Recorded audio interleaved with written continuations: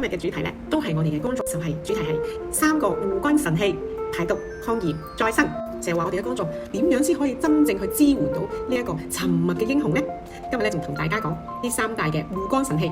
第一就係我哋嘅西蘭花籽萃取物，佢嚟自於美國，佢主要咧係幫我哋咧佢係蘿蔔硫苷，濃度非常之高，係天然嘅。第二個階段咧，佢係幫我哋排毒。梅油簡單嚟講咧，就係幫你激活肝臟咧自己排毒嘅軍隊啊！佢係會令到你更有效咧喺呢個排毒裏面咧排出毒素。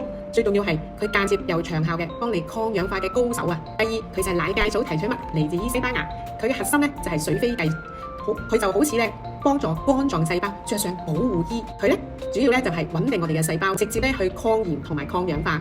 最犀利嘅就係佢能夠提升我哋體內重要嘅抗氧化劑胱甘肽呢個水平。連續4個星期，你個肝酵素驗血出嚟嘅 AST 同埋 ALT 就會有效降低17%。第三就係菜芥提取物，佢嚟自西班牙，就係一個膽汁嘅促進專家，維持膽汁正常分泌同埋流動，幫助我哋消化脂肪同埋脂肪溶化維生素。